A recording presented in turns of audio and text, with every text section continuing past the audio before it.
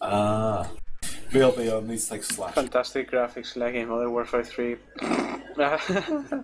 You know, I guess you kind of got to hand it to the Call of Duty games in that they make. I guess you can resent it, but I mean they make so much money rehashing the same thing, but they also don't have the whole budget graphics bloat.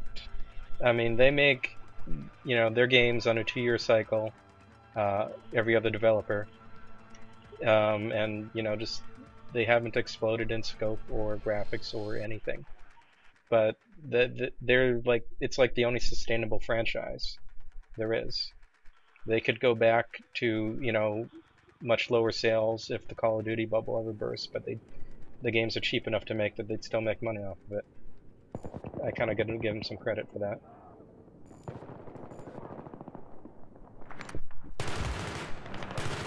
I mean, Activision is still milking it for all they can, but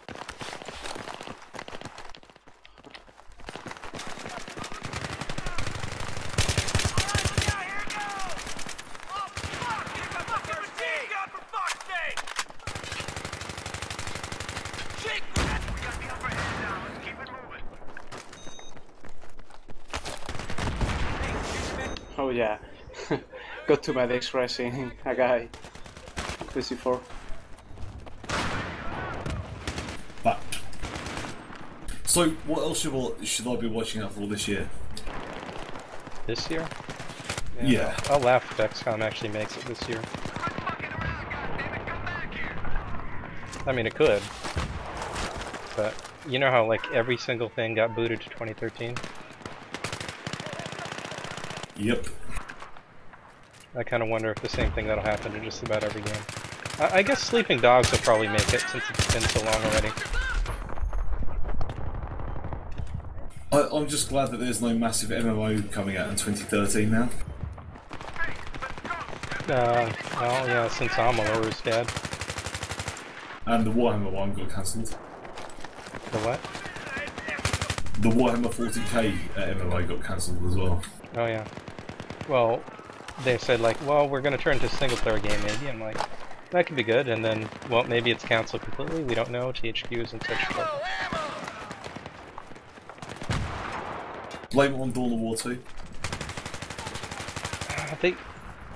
Wait, you mean Dawn of War 3? No, it was Dawn of War 2, wasn't it? That, yeah, they made 3 would be next. Yeah, but they fucked Dawn of War 2. Yeah, but they also messed up the first game, so... Yeah. Relic always messes everything up, It's inevitable. Honestly, if they were still working on Homeworld for years after, they'd mess it up too, you know it. They did good mess it too, honestly. Oh, what's that 3X game I've been playing? It's the guys who developed it are they're goons. No, not Infinite Space. Star. Oh, Star. Yes, Star Wheeler. Excellent game. Oh, good. Fantastic game. Apart from the fact that online multiplayer's bugged to fuck. Oh, that sounds par for the course for these space games. It's a fantastic game, and its customization is second to none. The problem is, it has a critical problem of massive packet loss during multiplayer. So you can start, even on LAN actually, you can start out on a really... You start out on a great game, and an hour and a half into it, it catastrophically fails and corrupts the save game file because your human opponent has lost so many packets it's just fucked the save game file. That is hilarious. Well, between Star Ruler and Infinite Space, or Endless Space maybe? Yeah, Infinite Space is a DS game.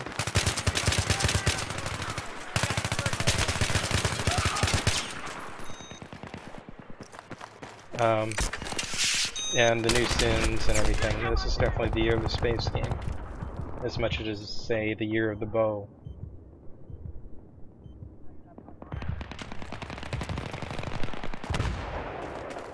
I'm still waiting for the next expansion to the Total War series. Creative Assembly?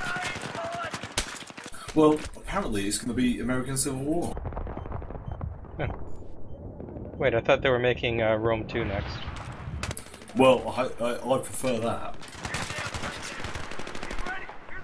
Because Empire was already... Well, Samurai 2 was pretty much Empire reskinned and rebalanced.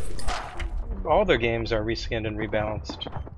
I mean, they're the very definition of incremental improvement. But, you know... No, not really. After Medieval 2, they changed the engine entirely. Yeah, I guess you could say that. But, I mean, in general, they release at least 2 or 3 games with incremental improvements in engine and mechanics. And you can bet the Empire engine will last them a long time. Yeah. Be aware, I've spotted a hostile AT.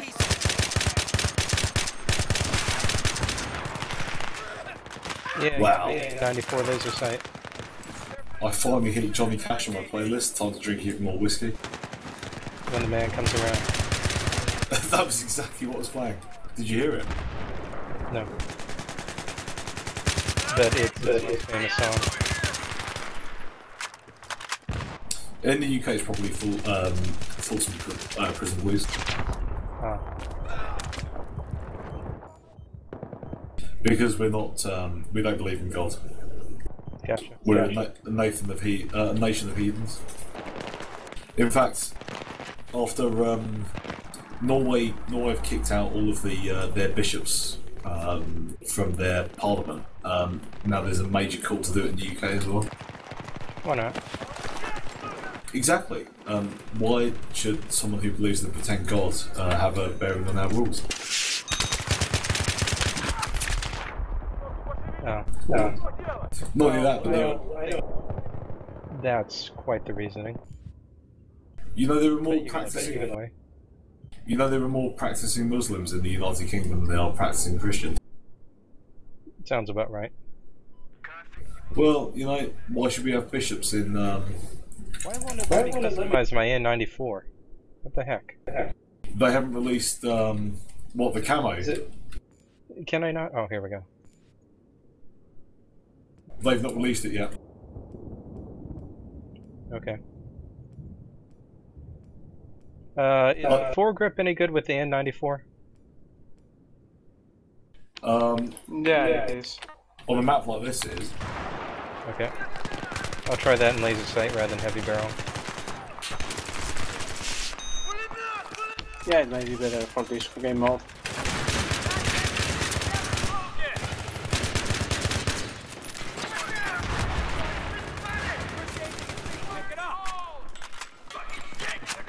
Grenade! Oh, fuck's sake, I got fucking noob by level 2.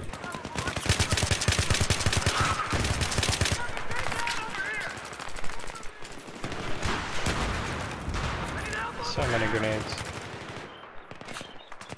So,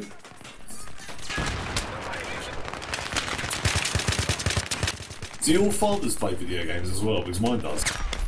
Yeah, mine still plays Age of Empires 2. My father's 62.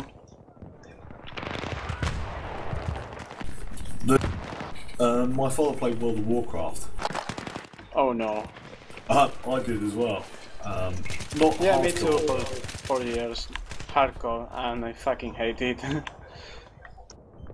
don't know. What do you think about heavy barrel versus laser sights for the and Definitely heavy Not barrel. on this map. Heavy barrel everywhere, but this map. But this map? Really? No, fuck it, heavy barrel Yeah, here. I'll give it yeah, the another heavy try barrel with backs laser. up hip firing. Wait, what does the heavy barrel do? It adds more spread on hip firing. Reduces long range spread as well. Yeah.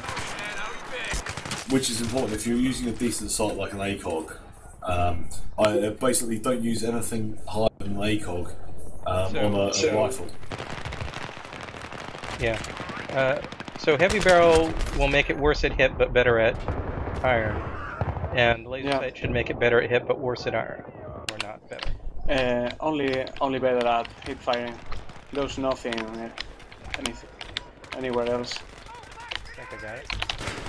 So it depends how much I want. Oh, I ate the grenade. It's about over. Are we winning? Yeah, more like. Oh, holy shit, 41-4. Holy crap, we are winning. Charlie Woo! winning. I'm on my 12 for 12, which is pretty I good. know one called me cheater. Seems I'm shit faced. That was over quick. We just them. Jesus Christ, girl, it was Wow, 41. Must 41. Fucking Yeah, hell. fucking L86. Oh, sweet, I've got 2 medals for that. Hooray. To fill bars, the game. I've got so many medals, my bar is filling. So satisfying. Gotta fill bars. I like you, Gillish. You got a pretty mouth. Thank you. Go ahead. Sorry, I kept interrupting you. It's fine. I'm going to bed now. Good night, guys. Good night, Garamus. Nighty night. You won't carry the team anymore. Yeah, we're fine. Yeah, we're still gonna lose. Nah. I still really want to hear Fist of Allah's voice. He's got to be back sometime if he idled in this channel. Well, he's in the channel, but he's muted himself from the looks of it. Right. If you mute and deafen, then you've idled. A lot of people just do that because they don't want to, I don't know, close it and run it again. I'm not sure. I do that sometimes. Like if something comes up, right, you just hit the button and you go take care of whatever you need to do. Well, I run because I run as a main screen on my #1 monitor. I can't. If I alt tab, it crashes it. So I can watch what's going on in Mumble, but I can't do anything about it without crashing the game. It's funny though, when I play Eve, which is rare, windowed it works fine, but BF3 it doesn't. Interesting. I wouldn't feel like a proper goon unless I played Eve. Okay, I guess we should go back to heavy barrel.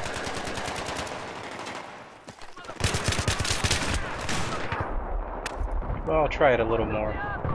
Just firing from the hip with the laser. Heavy barrel owns bones. But yeah, this map is bigger, so the heavy barrel really would be the best. Heavy barrel is always better because if you're gonna aim from, if you're not gonna aim from the hip.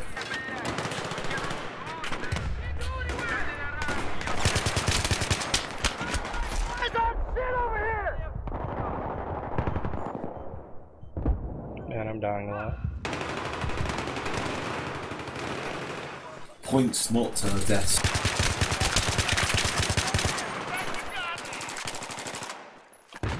Get your med kit.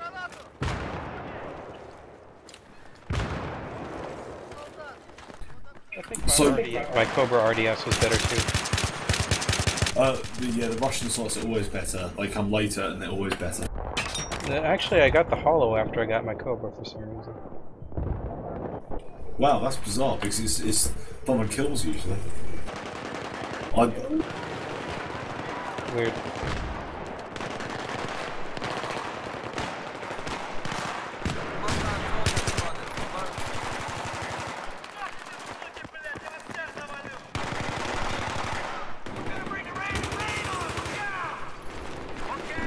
Polly, there's someone upstairs, I think. I see. Can't get through the stupid window. Got them both. Killed. There we go. Everything's going up there. Yeah, we swarmed it. There's 6 of us up here. Gotcha. So, are you the database programmer? No.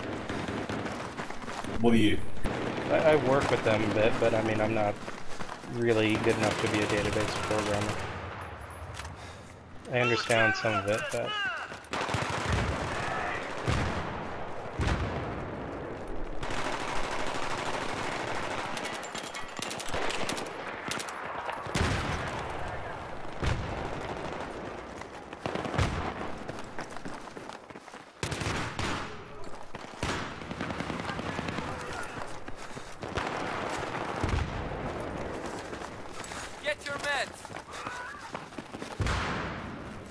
I do wish I had a specific trade like that. Trade? Well, that's what we call it when you have a career-specific skill. I think it just gets thrown into information technology.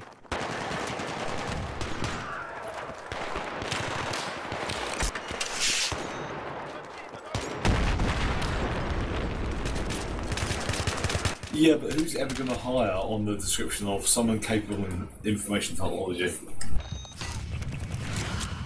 I don't know. Well, no one. Because everyone specialises in something different. Yeah, I think it's a bit broad. Then again, sometimes the skills are pretty transferable, so... Thanks for the healing. Wasn't me. Oh, weird. I'm If I support. never die, I'll never get to change my loadout. I'm on support with a shotgun with a scope. Oh man, the last map would have been great for mass affecting, wouldn't it?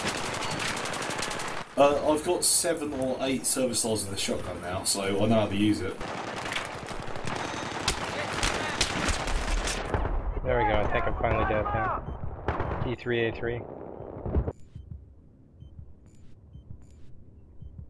There's something very reassuring about an American accent, as opposed to an English one. Reassuring? Yeah, you guys seem to... you don't raise your pitch as much as we do when you panic. I see. Or well, you know, not necessarily panic, but when you're under... Well, when you're getting shot, even in the video game, you're a lot more stable than an Englishman would be. I think there's going to be a lot of individual differences there, but I see your point. It's like the British Army. They, as much as they can, all recorded voices are done in a female Scottish voice because they've worked out that causes the least stress. Is it sort of like how all the GPS units sold in most of the world feature a female British voice as the default? I guess so. And then the British decide that the most relaxing voice is a Scottish one. No, But I think they're going to make a distinction, Jeremy. Yeah, I guess so.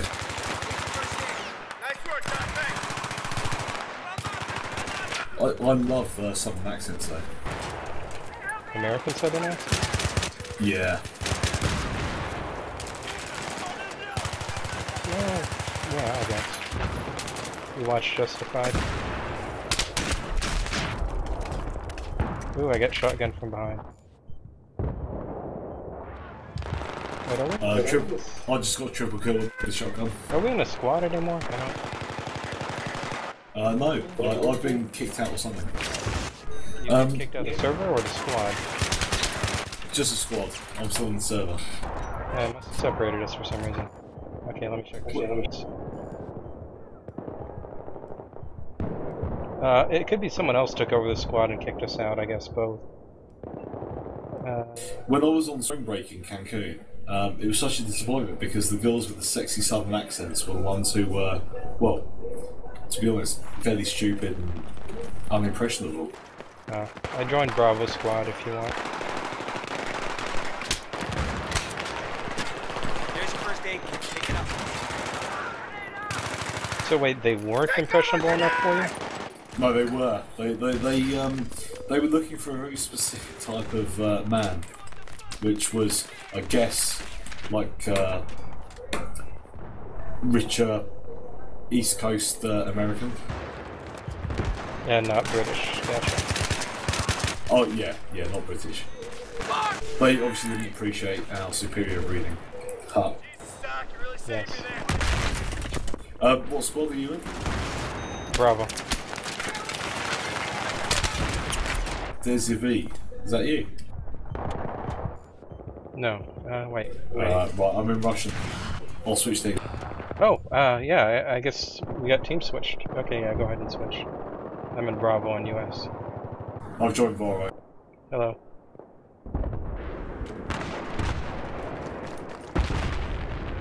It's wrong though. In Cancun, I spent 2 weeks out there, and I was misled thinking that it was going to be some sort of paradise of vagina. It wasn't. I slept with 2 girls. Well, girls. One was a Canadian girl, and the other one was a American woman in their 40s. Wait, did you say girls as in you weren't totally sure of their sex? No. Or as in you realized that calling women girls is kind of demeaning? If they were and weren't actually like teenagers. I guess I was what, 22, so it's 4 years ago, and we would call a girl anything under sort of 21, and the American woman I slept with had her husband there, which is a bit strange. Yeah.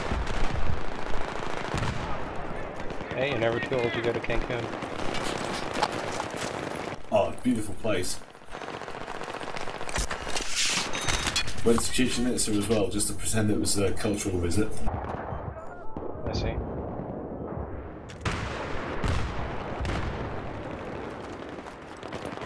But when we got there, we found out that basically they stripped all the rocks off one side because some Englishman had decided he wanted to make his house out of the same stones.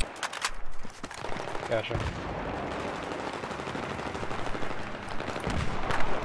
What we didn't realise though is just because it's not publicised in the UK at all.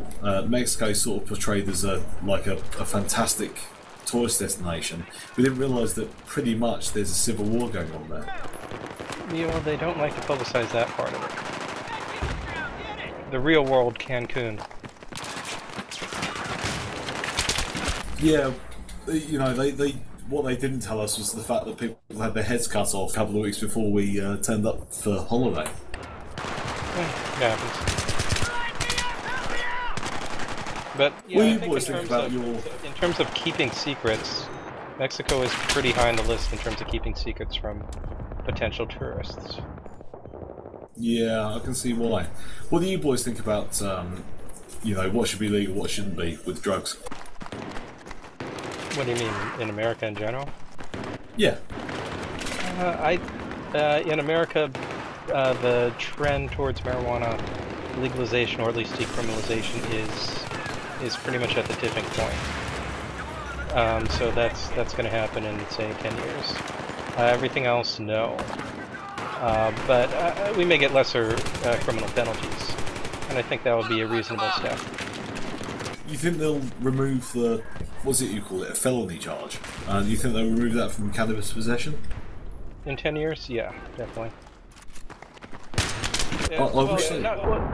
In terms of, well, the way the government is, it tends to not let go of things that easily, but maybe being still being a federal charge, but being a much lesser one. Maybe. I mean, that's in theory possible. Basically being nerfed, even though there's still a law, something like that. I mean, you know, obviously I can't really comment because I don't live in your country, but your idea of a felony makes me really uncomfortable because apparently, is it right that three felonies and you can spend the rest of your life in prison? That's the weird thing is it's actually a state thing. Right. Okay. But they can use like the determination of felonies, or honestly, any determination they wish, and that's as a sentencing guideline thing. So yeah, the legal system can get overridden like that a lot. Because that's about over, and we're about to lose. Veramus really was carrying the team. Oh, yeah. Or actually, wait, I got switched, right? You didn't get switched. I got switched. So I just got switched to the losing team. That is the key. Maybe I should have switched to your team. Oh well. Let's see if we can work something out now. I'm fascinated by American politics. It's the most incredible, you know, two-party system in the world. Well, I think it's a very good demonstration of the advantages and pitfalls of a two-party system. The thing I don't get is just how much money gets spent on elections, and people think, well, that's fine.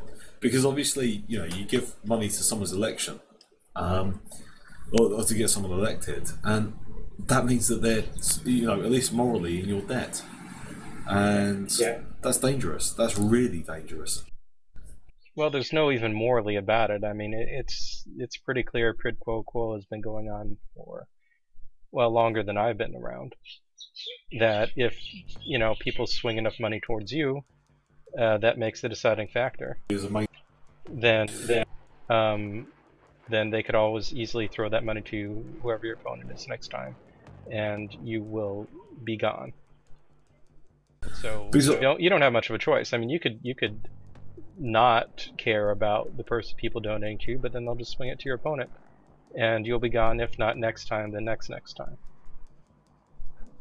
Yeah, because I read, and I don't know if it's true or not, but up to and including Reagan, every single president or presidential candidate that raised the most money won. Oh, you mean presidential ones? Well, you know, obviously... I haven't seen that particular statistic, but that does sound pretty close. It depends on whether you take into account primaries or not, I assume. It's a funny thing. If it's a personal donor in the UK, okay, that's all right, as long as it's below a certain amount, and they have to declare it in court. But if it's a company doing it and it's above a certain amount, the Prime Minister will end up in court over it. And that's probably the only real possibility of a Prime Minister ever losing power in the UK through court action. Mm-hmm. I think what we also have to consider is, I mean, you know, I don't know that much about the history myself in terms of living through it, but in terms of reading about it, apparently the degree to which people are, even if they don't think it's okay necessarily, because that wouldn't be the right way to put it, but are used to, if not apathetic about the money that goes into politics, or it wasn't necessarily that way, you know, previously last century. The degree to which rich people would openly buy elections was apparently much less after the whole Gilded Age. Well, everyone decided the Gilded Age was a bad idea. But that's just something I've read. I haven't lived through it, of course.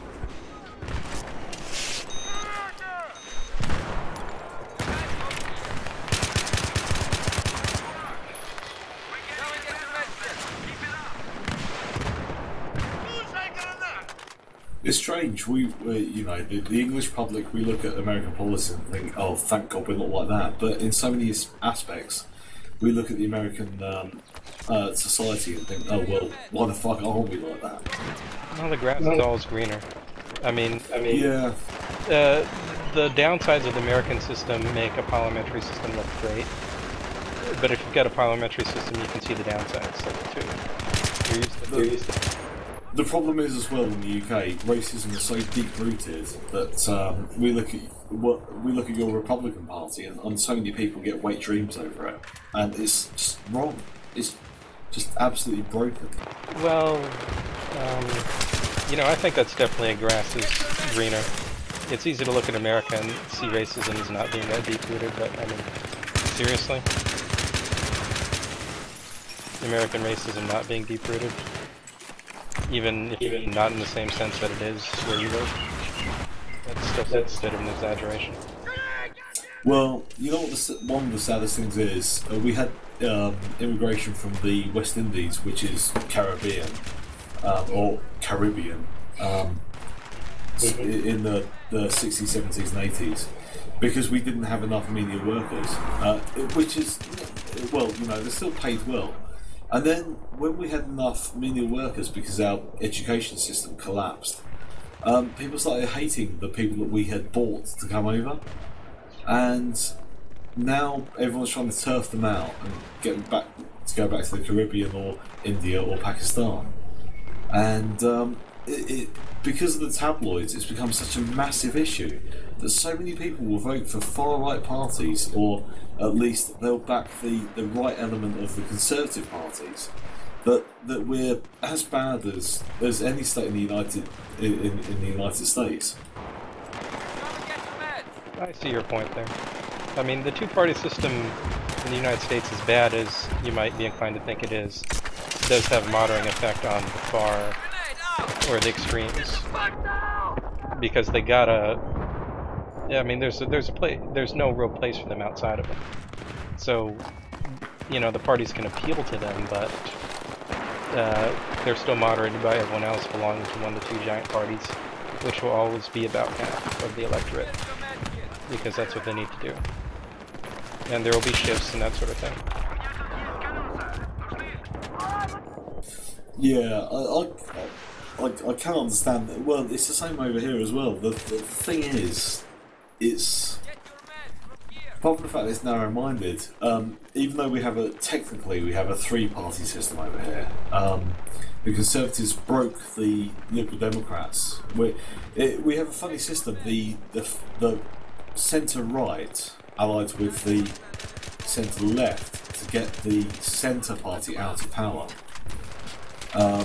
And well, yeah, and to be honest, I'm a centre-left supporter, and I have been ever since I was old enough to vote.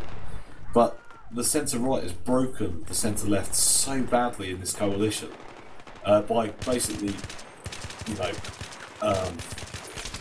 cheating them out of their own views that they'll never, they won't get in for another generation at least. So we've now become a 2-party system with our Liberal Democrats, who are essentially as politically powerful as Libertarians. That's what's happened, which is a real shame. I see what you mean. Well, having a parliamentary system means it really mathematically can't stay 2 parties for forever. The same way the American 2-party system mathematically means there can be a 3rd party, but only temporarily until it's 2 parties again. Yeah, the last time the Liberal Democrats were in a powerful position was when they were led by a very influential, charismatic politician called Jeremy Thorpe. Unfortunately, he was successfully prosecuted for sodomy and bestiality. He was accused of having sex with another man and a dog, a Great Dane to be specific. And he was found guilty by a heavily conservative jury. And that was the last time the Liberal Democrats came anywhere near gaining, well, not even gaining power, but gaining a significant portion of Parliament. Yeah. That'll do it. I mean, it'll do it for, say, a generation. Sounds about right. Yep. The thing is, most, you know, the next generation, it was pretty much forgotten after 5 or 6 years because we had some horrendous parliamentary scandal. I see. Well, as I said, you know, grass is greener and all that. Your cherry-picked anecdotes make British politics sound way more interesting than American politics. You know, I think the difference is that our press has far more power than yours does. So when when a scandal comes out, it's on the front page of every newspaper, and it's rammed down everyone's throats until it's you know, sort of seen it's gone through its jurisdiction. Well, I guess if you mean that the press, well, that's true. The newspapers live more because of greater reliance on mass transit in densely populated metro areas, and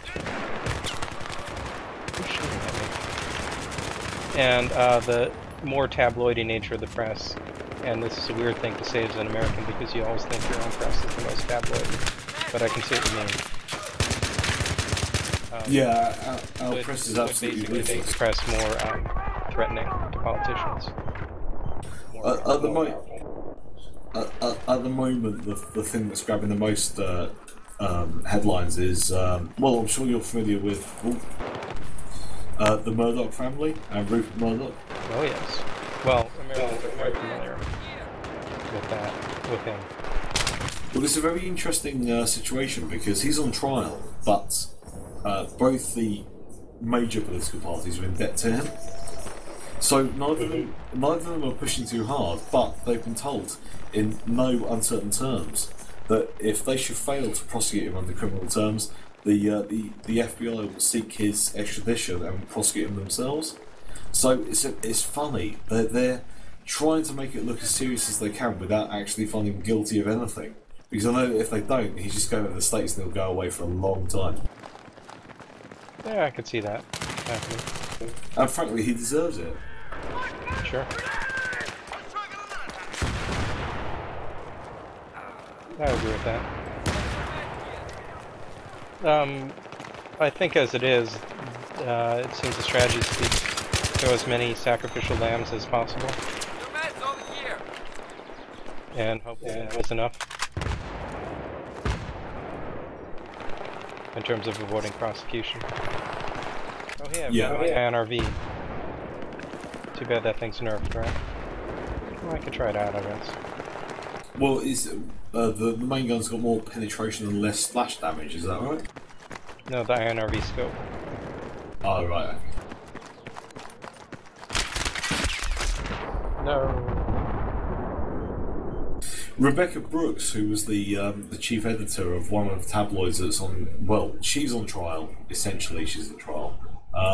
One of my rugby team, we finished a European Cup tie, which we actually lost, but we were the last English team in it that year. She slept with one of my teammates.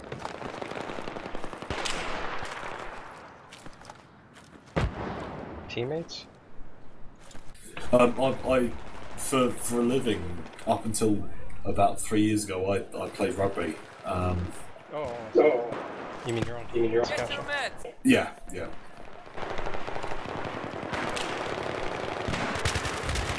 Which is, well, certainly if she wasn't there, it would have ended up in a tabloid.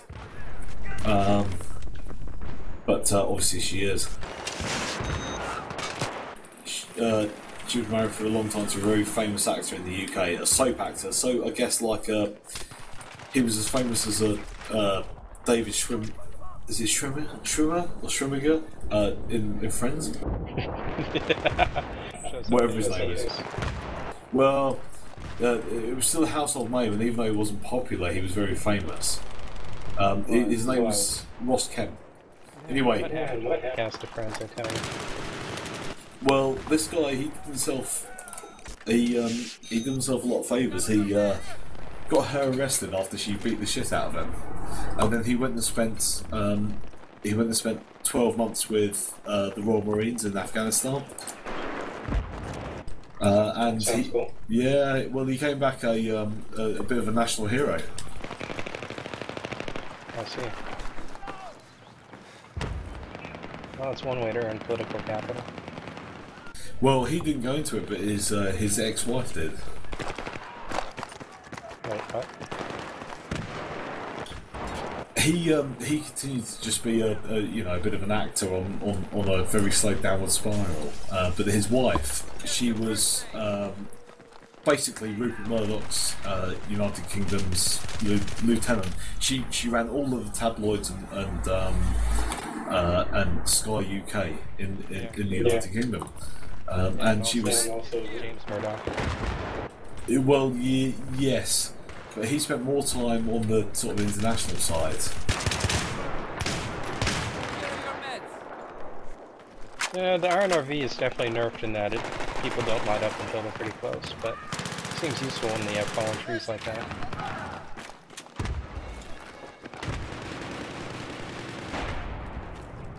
Apparently it used to be basically wall hack then. Oh, I got K-chained. Yeah, me too. I think you just got a double kill. Yep.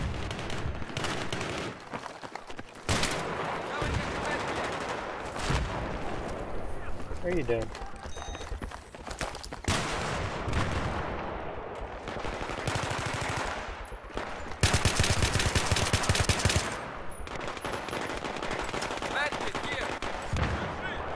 Okay, technically.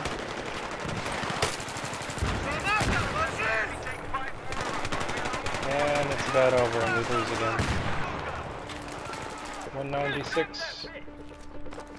I can revive you. No. Okay, everyone in the party van.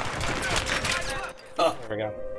hang on, how the fuck did that end where we still had 130 tickets? They were on like they have to reach 200, and they had like 196.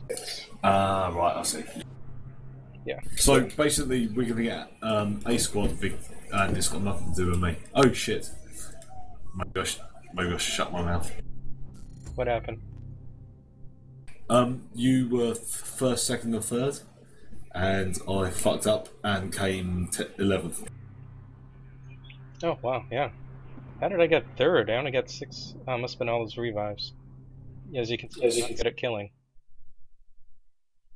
But those heal and revive points help. A pacifist, eh? You know, I could try to go for a pacifist round. Revives and heals only. So, tell me about politics in your state. Politics in my corner of the U.S. is pretty boring. There's not much to say about it. Sorry. But yes, America as a whole is definitely interesting. So,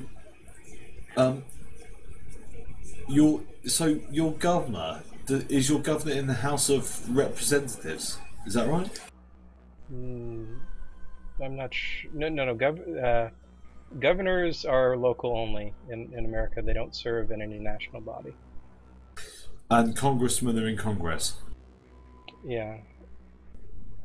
So the state representatives are elected separately. Basically, every state gets a representative proportional to their population. So anywhere from a few to several dozen. That's how we end up with like hundreds of people in the House of Representatives. And then every state also gets 2 senators. Ah. Which is sort of where even a tiny state can wield a lot of influence. Since there are only 100 senators, 2 times 50 states, you can see how, you know, even one person can make a reasonable difference.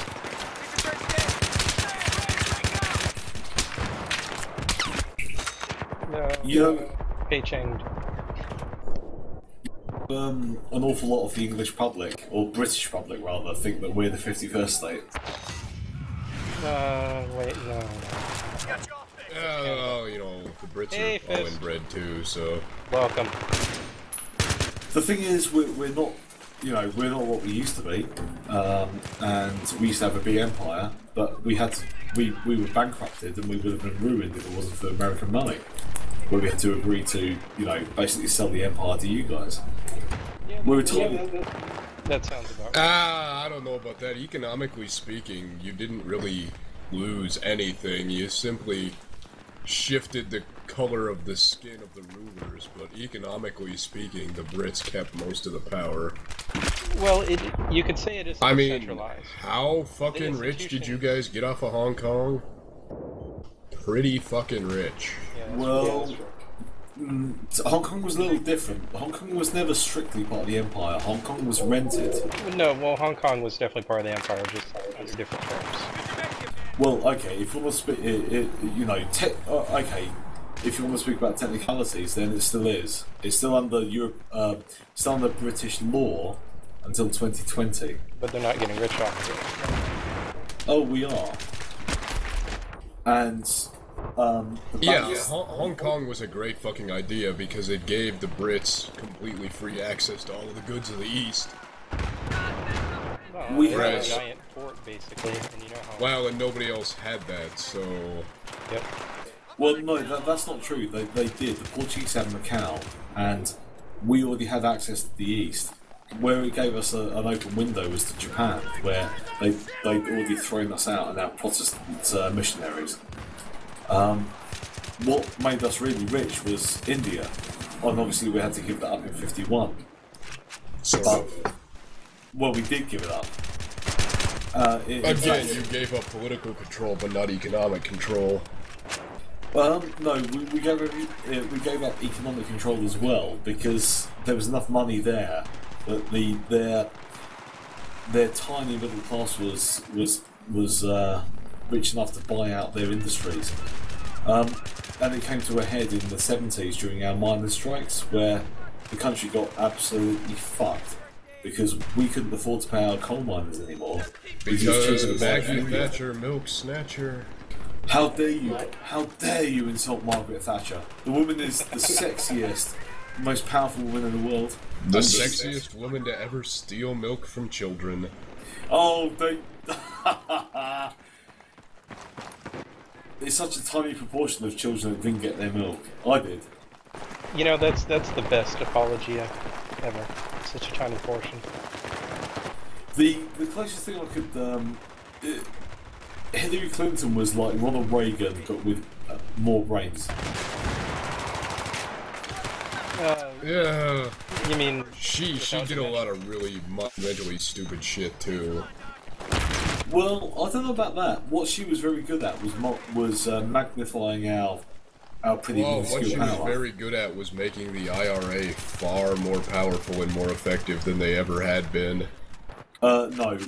Who was good at that was people who lived in New York. Now, Thatcher didn't help. Well, what did you expect them to do? Hand over County Armagh to the IRA? I expect them to do what eventually was done, sit down at the negotiating table with all the parties as equals and find an equitable solution for everyone. So what did the IRA get out of that equitable solution? Well, they were willing to accept a devolved parliament, legislature for themselves, so... They already had that before the peace talks. Before the Good Friday Agreement, they already had that. The Stormont was founded about a decade before the Good Friday talks.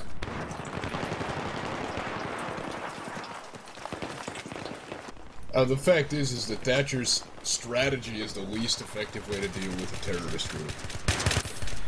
Well, people say that, but it's easy saying it in retrospect. What else do you do when you're faced with an imminent danger? Well, negotiate. No, you don't. You can't. Though. It's not as simple as giving land back to an indigenous population. The thing you have to understand, dude, is that the IRA were not these shadowy, monstrous boogeymen. They actually had legitimate and justifiable beef with the British government.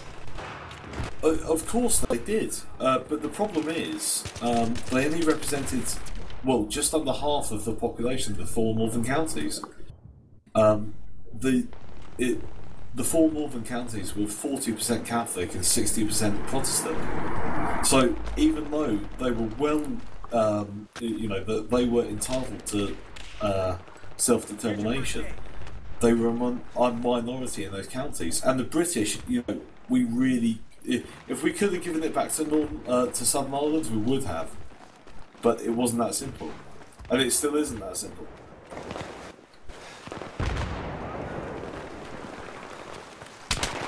Yeah, I don't know. I mean, negotiation actually ended the conflict, man. Military solution did not.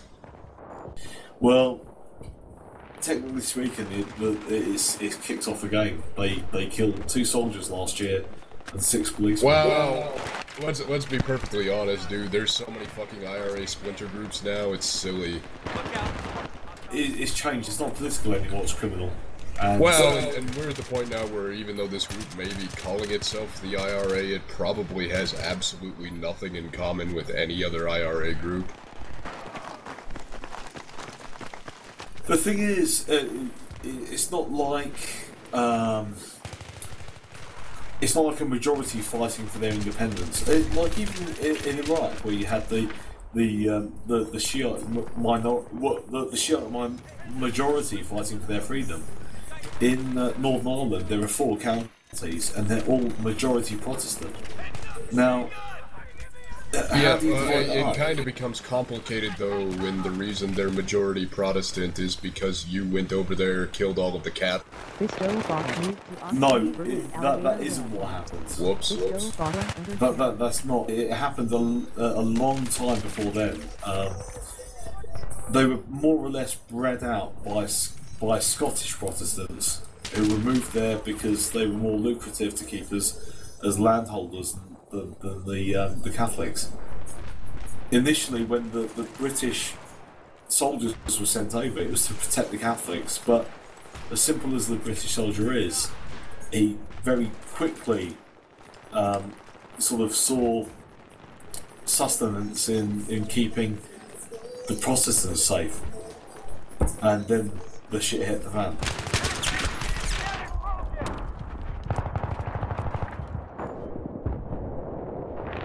I wish it was. Do you know, the majority of English people rather see Gibraltar and Northern Ireland, you know, go the way of their geographical neighbours, but sadly we can't. We're locked into it.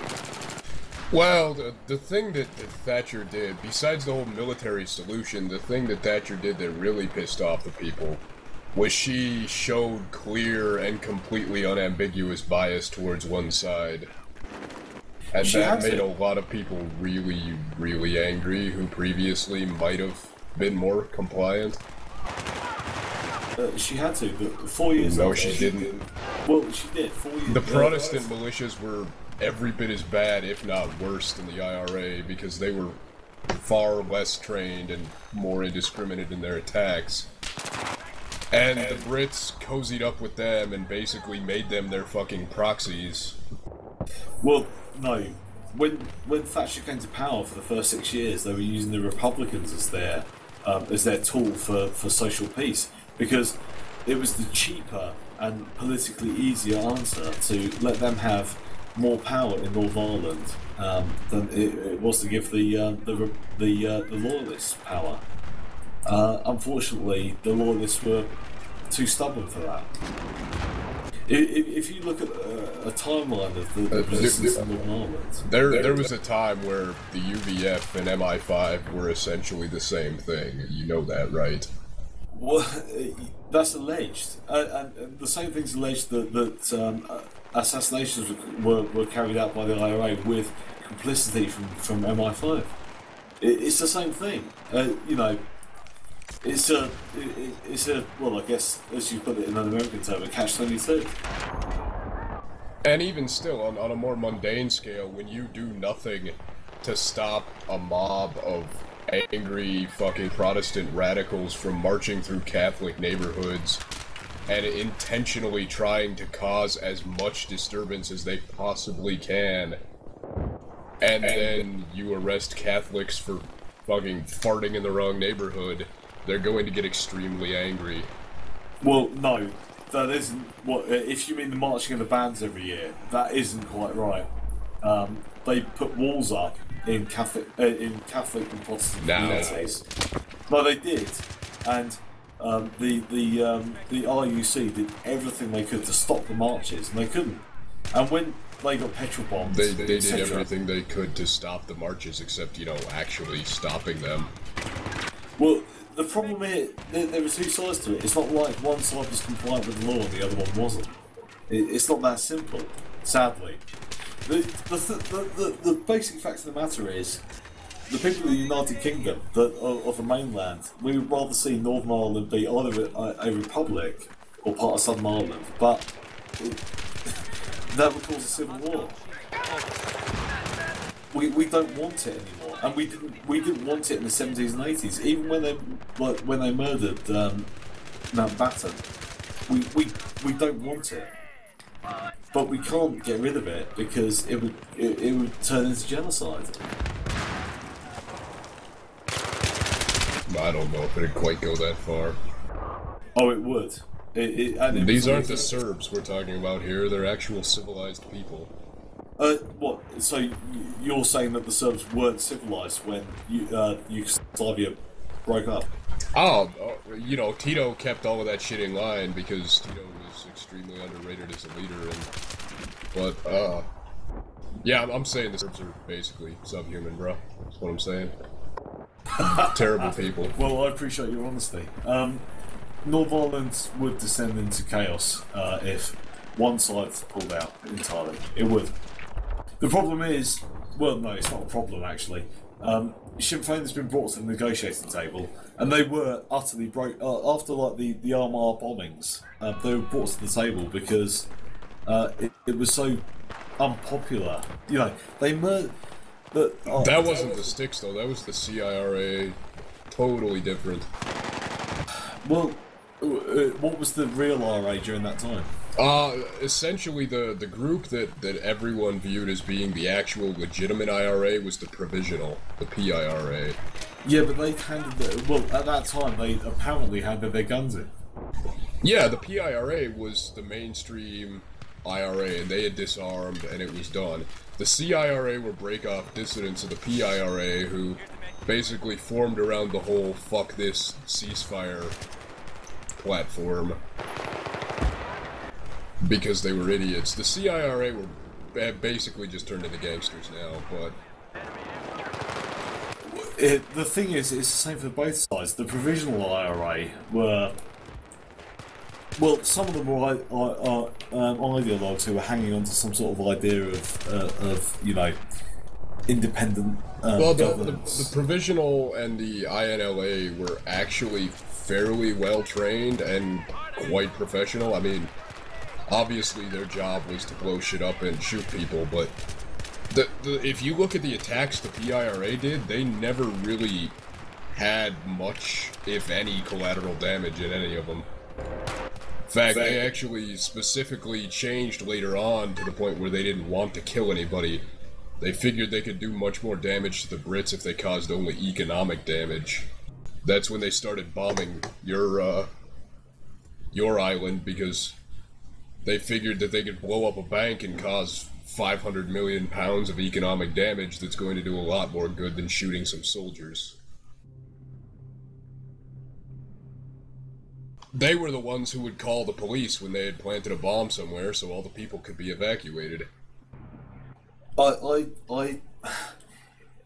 If you're talking about magnanimity with with the Republicans, I think you're probably in the wrong decade, because the Provisional Irish Republican Army, that wasn't what they did at all.